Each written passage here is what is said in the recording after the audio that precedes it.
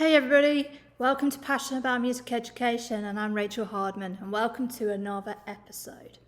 So today I'm going to continue talking to you about self-care and why it's really important. And I'm going to give you the saying, work hard, play hard. And I really do hope that you work hard and get to play hard.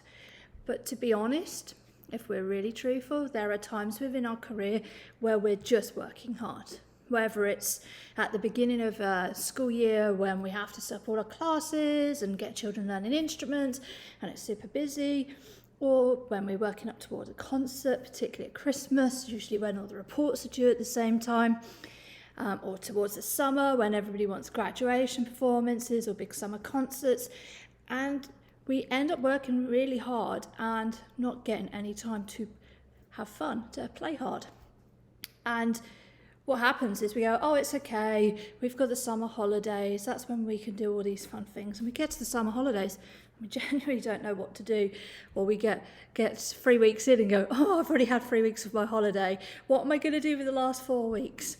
So what I'm going to talk to you today about is self-care, but I actually want to talk about giving you some strategies, because it's all good and well everybody saying, oh, you need a good mindset, you need a positive mindset, you need to do self-care. But if you don't really know how to do that or what that actually means, it's actually really difficult. So I'm going to give you some very easy, quick tips that you can implement straight away. And I really do hope they make a big difference for you.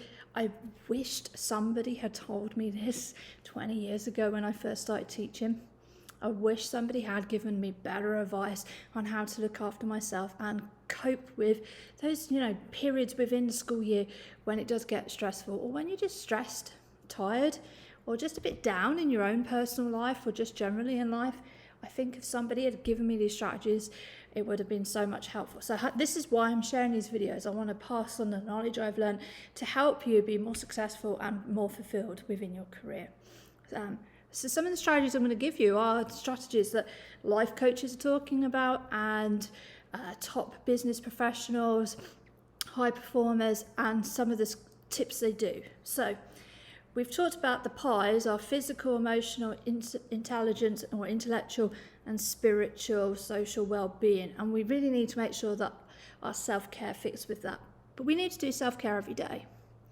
And high-performing millionaires are doing self-care every day. Yes, they're working really, really hard, but they will do self-care. And in all the research I've been looking at, nearly all of them exercise every day in some shape or form, and nearly all of them find time to meditate. So these are two great tips that you need to find time for. And you're going to go, oh, Rach, there isn't time to exercise. I get home and I'm running around, and then I'm planning lessons for the next day. And I understand, I've been there. But even if you just go for a 5-minute walk, 10-minute walk, put a song on and do some crazy dancing for 4 minutes to the whole song, anything that gets some energy pumping back through your body, you will suddenly go from this tired, exhausted state where you then create your own energy. Happiness, energy comes from us. We have to create it. We have to find it from within, and it is to do with our mindset. So I'd like to challenge you. Write down 20 activities that make you happy. 20 activities that give you joy, 20 self-care, these are for you, that you could do straight away, 20 activities. You can even drop them in the comments on this video link. It'd be lovely to see what everybody's doing and share. When you've written your 20 down, I want you to pick 3. So it might be reading, talking to a loved one, going out for dinner. It could be journaling every day. It could be painting your nails. For men, it could be going and building something outside, or doing a project, or going for a bike ride, or doing some ski fit. Whatever it is that you pick out your 3. Don't make them difficult ones. Don't make them possibly huge, but 3 simple ones. So for me today, I've been to the local gym. I've stood outside and looked at some crazy lizards running around in nature, and I've had a relaxing shower, a longer shower than normal, and I'm sat here with a cup of tea talking to you guys. So they're my free self-care tips for today. Pick your free that you're going to do and make sure you do them today. Find time, make a priority. Tomorrow you could have the same free activities, or you could pick another free off your list. Stick with it for 14 days. Some people say 21 days is a way of changing the mindset and changing it to make it a habit. So why not? Let's stick with it for 21 days. Pick free self-care tips that are specifically for you. And this will work for men and women. And really make them a priority somewhere within the day. And that's not practicing the piano to accompany a child for tomorrow. However much playing the piano gives us pleasure, don't do anything that in those free self-care tips that is for anybody else or your job, just for you. It's really important. It's really important that we try and create this self-care not just in the holidays. Some other areas that you could really think about instantly is obviously sleep is super important.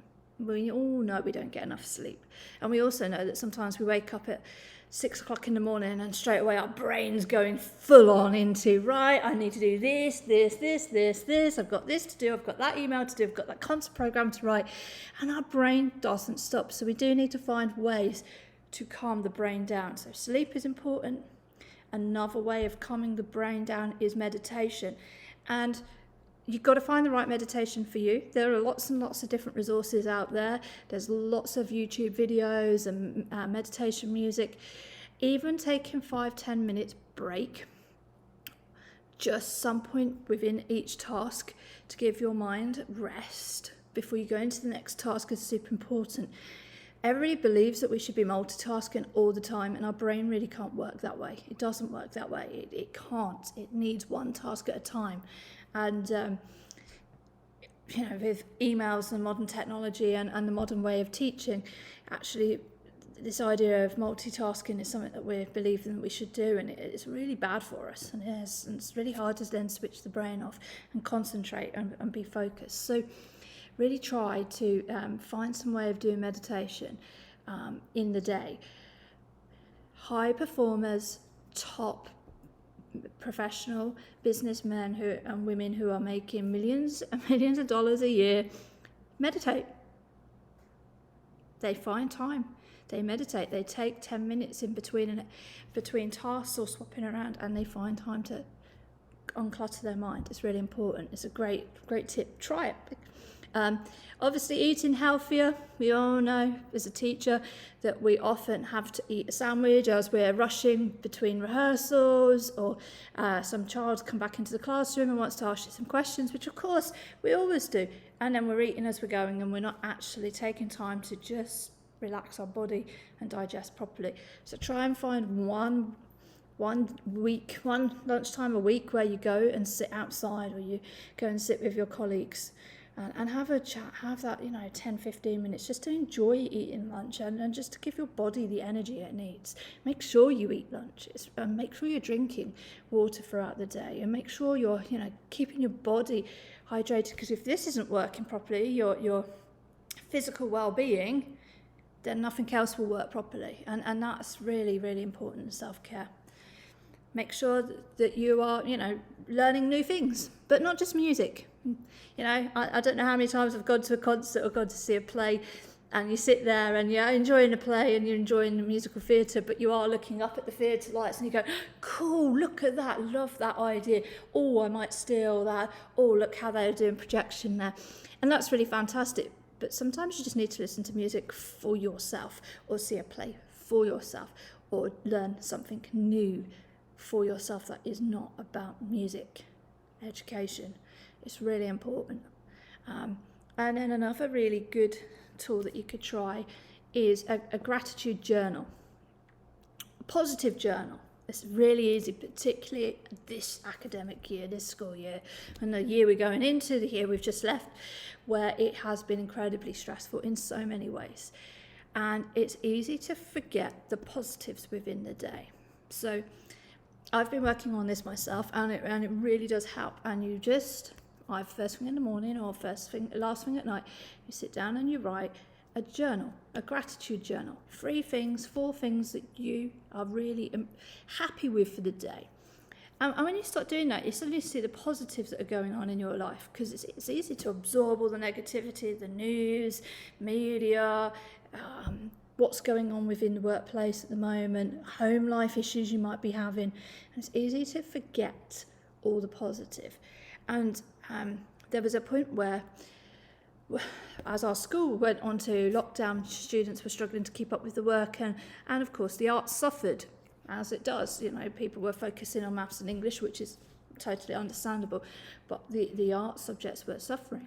And when I sat down and started writing my journal, I was like, well, actually, some children are really excelling online. Some children are doing amazing work.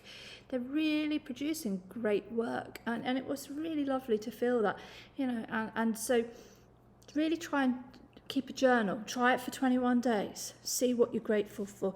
And it's really helpful for changing that mindset from negativity, from the negative talk, the self-critical words that come around in our mind, and really changing it to a much more positive mindset. And then it will help you feel more motivated and more cheerful, more grateful. These are tips, again, that life coaches give, and also tips that are and advice that top businessmen and women are using all around the world. So these are, if they're using them, we should be using them in education too. So just a quick recap. Self-care is super important. So this week, write down a list of 20 activities that you really make you happy when you're doing them, and pick 3 a day to work on as your own personal self-care. Within the day, make sure you're trying to sleep, think about some meditation and exercise and eating healthily, looking after your body, your physical well-being, and that will help the rest of your pies, your physical, emotional, intellectual and spiritual well-being. And consider doing a journal of 4 things that you have been grateful for the day. They don't have to be about your job, they could be about your whole life. I hope these tips will be really helpful to start you on the journey of self-care, and I really believe it's something we need to talk about a lot more in education, looking after our teachers, looking after their well-being. Teaching is a hard job, and it's a very rewarding job, and seeing children do amazing things and achieving amazing things is so rewarding. But teaching can be incredibly exhausting at times and very demanding.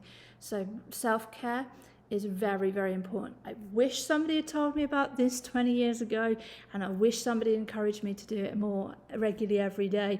Now that I am doing it more regularly every day, I feel so much happier with myself and so much more focused, so much more grateful, and able to cope with the ups and downs of the career in a more positive way. So I really do hope that these tips will give you some foundation and some ideas to try.